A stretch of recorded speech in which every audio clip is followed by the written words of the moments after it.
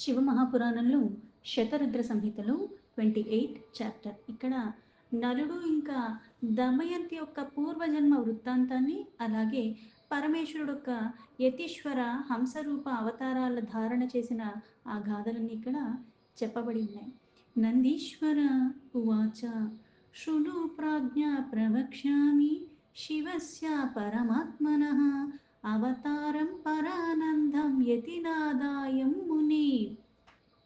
నందీశ్వరుడు మళ్ళీ ఇలా చెప్తున్నావు మునీంద్ర, ఇప్పుడు నేను ఆ పరమాత్మ అయిన ఆ పరమేశ్వరుడు ఒక అవతారమైన యతీనాథ ఆనందప్రదమైన ఆ అవతార వర్ణన చేస్తాను, అది వినండి అని చెప్తున్నాడు. ఆబుర్దాచల సంగీతు పర్వతే బిల్లవంశజ ఆహుకశ్చాతదభ్యాసో వసతి స్మ మునీశ్వర.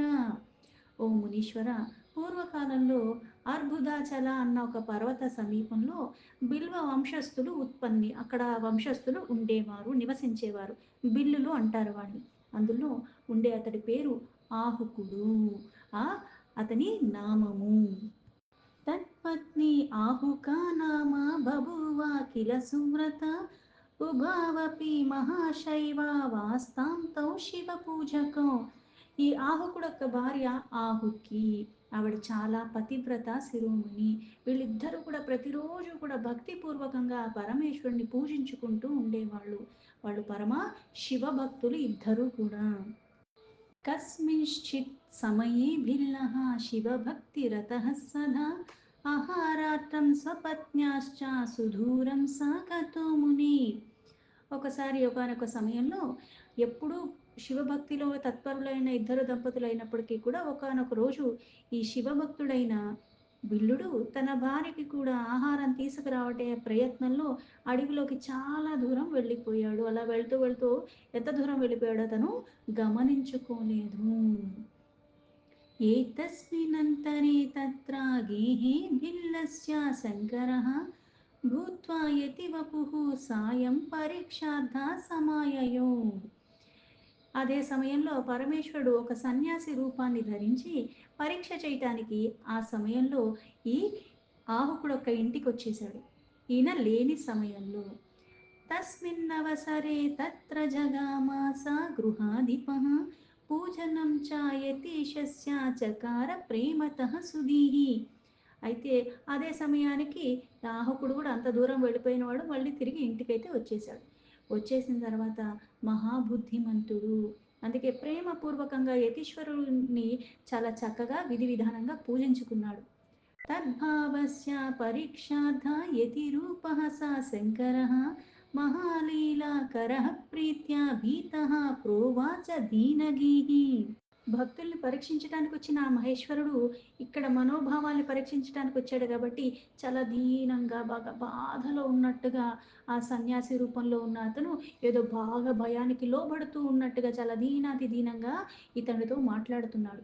యతినాథ ఉవాచ అద్య స్థలం నివాసార్థం దేహి మే ప్రాతరేవహి యాస్యామి సర్వతా భిల్ల స్వాస్తి స్యాత్తవ సర్వదా. ఆ యతీశ్వరుడు ఇలా ఇతన్ని అడుగుతున్నాడు, నా మీద కృపతో ఈరోజు రాత్రి, అంటే ఇప్పుడు రాత్రి అయిపోయింది, నేను వెళ్ళలేను, నాకు భయం వేస్తుంది కాబట్టి ఈరోజు ఇక్కడ ఉండటానికి నాకు కాస్త చోటివ్వు. రేపు తెల్లవారుజామునే నేను వెళ్ళిపోతాను, ఇది కూడా నీకు చాలా మంగళకరమైనది, అందుకని నీ స్థలంలో నాకు తెల్లవారుజాము దాకా కాస్త ఆశ్రయం ఇస్తే చాలు, నీకు కూడా శుభాలు కలుగుతాయి అని చెప్పాడు. భిల్లా ఉవాచ సత్యం ప్రోక్తం త్వయా స్వామిన్ శృణు మద్వచనం చ తే అతి స్వల్పం స్థలం మేహి స్యాన్నివాసః కథం తవ. ఆ బిల్లుడు కూడా ఆయన మళ్ళీ యతీశ్వరుడితో ఇలా చెప్తున్నారు, స్వామి మీరు చెప్పింది సముచితమే, అంటే అది కరెక్టే, ఎందుకంటే ఈ సమయంలో మీకు ఆసరా కావాలి, పైగా మీకు భయంగా ఉంది కాబట్టి నేను ఇవ్వాలి, మళ్ళీ ప్రాతకాలంలో వెళ్ళిపోతా అంటున్నారు కూడా కాబట్టి, కానీ నా స్థలము చాలా చిన్నది, అంటే ఇక్కడ అంతమంది ఉండటానికి చోటు లేదు, అలాంటప్పుడు నేను మీకు ఎలా నివాసాన్ని కల్పించగలను, అది ఎలా సాధ్యమవుతుంది అన్నాడు. చోటు ఉంటే ఇవ్వచ్చు, చోటు లేనప్పుడు నేను ఎలా ఇస్తాను. నందీశ్వర ఉవాచ ఇత్యుక్తః సా యతిస్తేన గమనాయ మతిం దదే తద్ భిల్లయా వచః ప్రోక్తం స్వామిన్ సంవిచార్యమే. నందీశ్వరుడు మళ్ళీ ఇలా చెప్తున్నాడు, ఓ సనత్ కుమార, ఇలా ఏవి సాధ్యం కాదు అని చెప్పేసరికి యతీశ్వరుడు వెళ్ళిపోవటానికి ప్రయత్నం చేస్తున్నాడు, ఆ విచారంలో ఉన్నాడు. అది గమనించిన బిల్లుడొక్క భార్య వెంటనే ఆయన విచారాన్ని చూస్తూ అప్పుడు తన భర్తతో ఇలా మాట్లాడింది. బిల్యు ఉవాచ స్వామిన్ దేహి యతే హస్తానాం విముఖం కురు మాతితం గృహధర్మ విచార్య త్వన్మన్యత ధర్మ సంక్షయ. ఆ భార్య మళ్ళీ తనతో బిలుడితో ఇలా చెప్పింది, స్వామి, గృహస్థ ధర్మం విచారంలో ఉండండి. గృహస్థ ధర్మం ఏంటి అంటే అతిథి రూపంలో వచ్చిన వాళ్ళకి మనం నిరాశ కల్పించకూడదు. ఈ సన్యాసికి మనం స్థానం కల్పిద్దాము. అందుకని ఇది సాధ్యం కాదు, వెళ్ళిపోమని మనం చెప్పకూడదు. అంటే గృహస్థ ధర్మంలో ఏంటి అంటే ఇలా ఎవరైతే వస్తారో అతిథి రూపంలో వచ్చిన వాళ్ళకి మనం సాయం చెయ్యాలి. అతిథిని నిరాశపరచకూడదు కదా, అది మన ధర్మం కదా. లేకపోతే ఇప్పుడు మనం ధర్మానికి విరుద్ధంగా చేసినట్టు వస్తుంది. అందుకని అది ధర్మ విరుద్ధం మనం చెయ్యొద్దు, లోపం మనం చేసుకోకూడదు తెలిసి అని చెప్పింది. స్తతీయతాం తే గృహభ్యంతః సుఖేన యతినా సహ అహం బహిః స్థితిం కుర్యామాయుర్ధాని బృహంతపి. అయితే ఇక్కడ ఇద్దరు ఉండటానికి చోటు ఉంది అక్కడ. అందుకని మీరు ఆ సన్యాసి ఈ గృహం లోపల ఉండండి, నేను అస్త్ర శస్త్రాలన్నీ ధరించి నేను బయట ఉంటాను అని చెప్పింది. ఎందుకంటే వాళ్ళు ఉండేది అడవిలో, అడవిలో ఉన్నప్పుడు క్రూర మృగాలు సంచరిస్తూ ఉంటాయి. ఎంత అస్త్ర శస్త్రాలు మనం పట్టుకున్నా సరే కాస్త ఏమరపాటులో ఉంటే అవి మన మీద దాడి చేసేస్తూ ఉంటాయి. అయితే మీరు ఆ సన్యాసితో ఇంట్లో ఉంటే నేను బయట ఉండి నేనప్పుడు అక్కడ చూసుకుంటాను అని భార్య చెప్పింది. నందీశ్వర ఉవాచ తస్యాస్తద్వచనం శ్రుత్వా బిల్లయా ధర్మాన్వితం శివం స్వపత్న్యా మనసా తేన బిల్లేన చ విచారితం.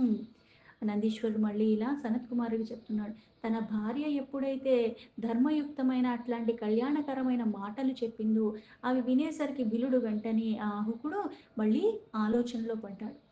స్త్రియం బహిశ్చ నిష్కాస్య కథం స్థేయం మయా గృహే యతేరన్యత్ర గమనమాధర్మాకర మాత్మనః.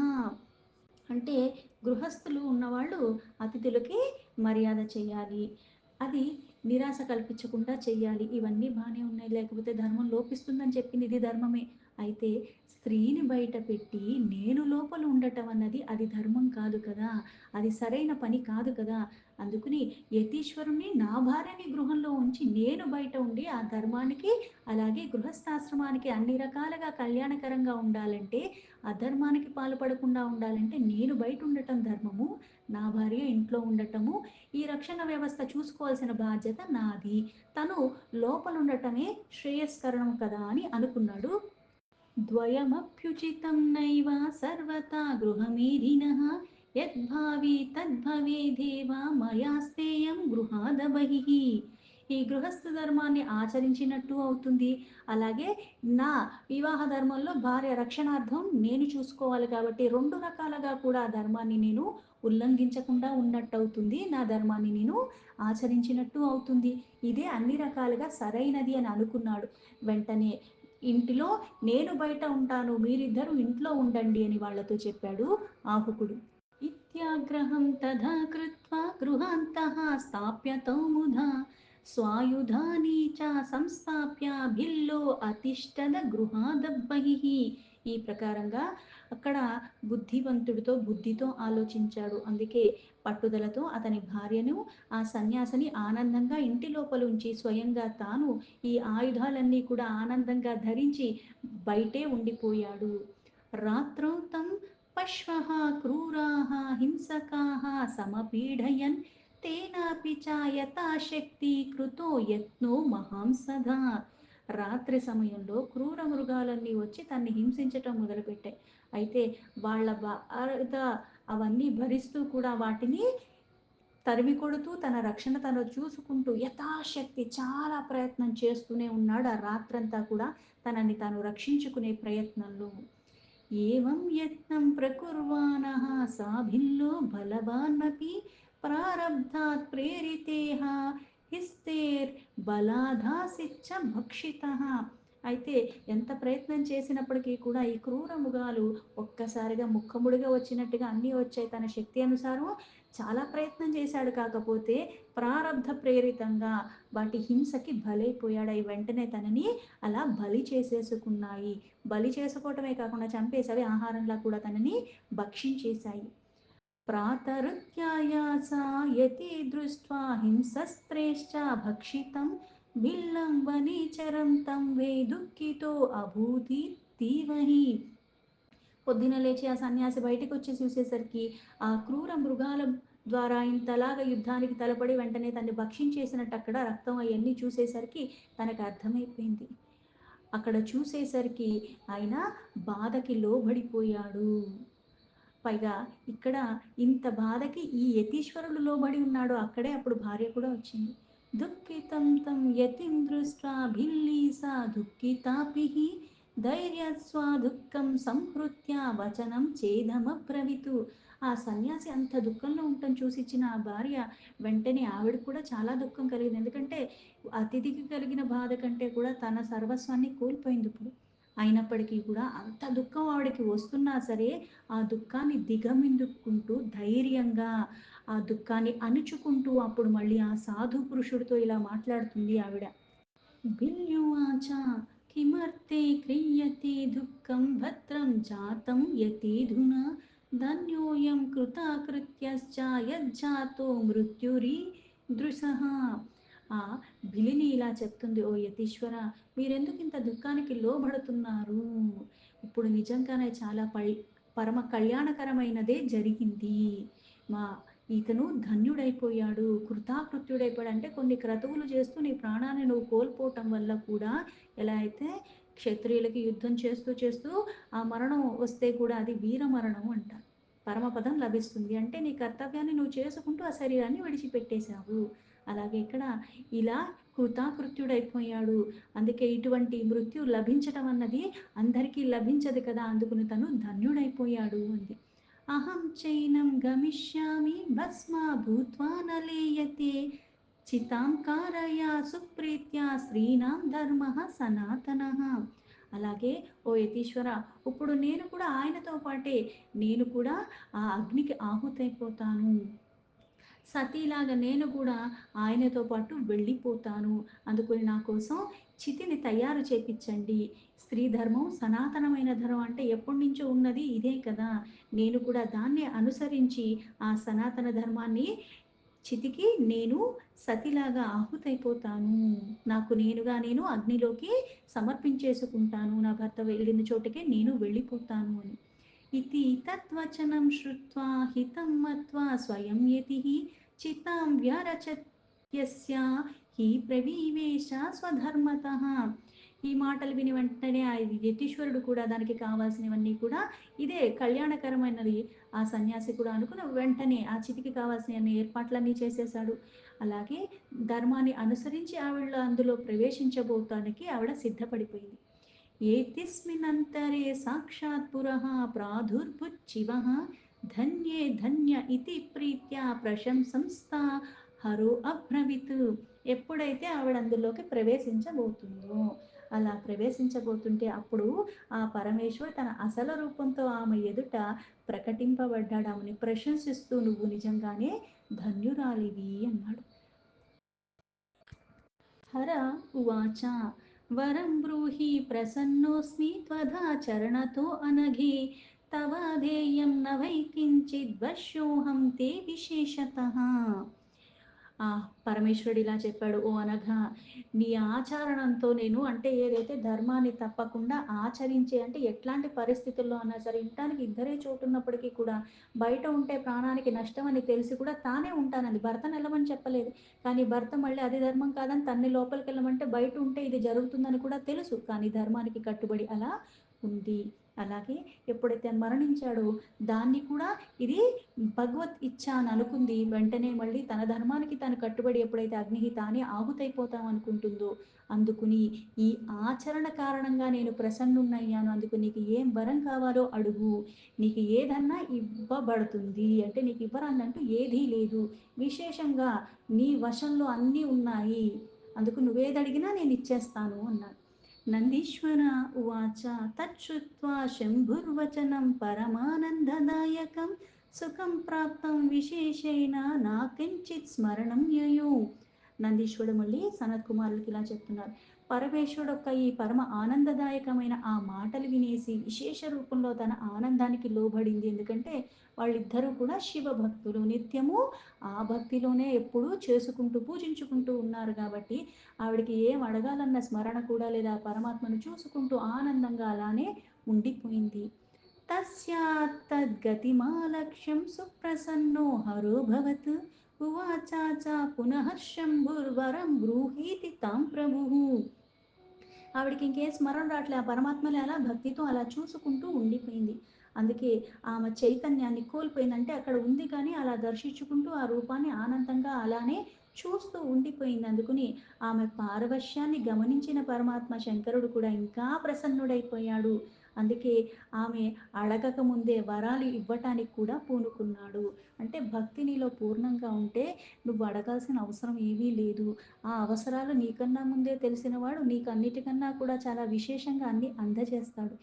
ఏది నువ్వు సాధించాలని అనుకున్నావో అది ఇంకా నీకు పెద్దగా ఏమి ఉపయోగపడకపోవచ్చు, కానీ పరమాత్మ ఇచ్చేది ఎలా ఉంది అంటే నీ ఊహలకి అందందిస్తాడు.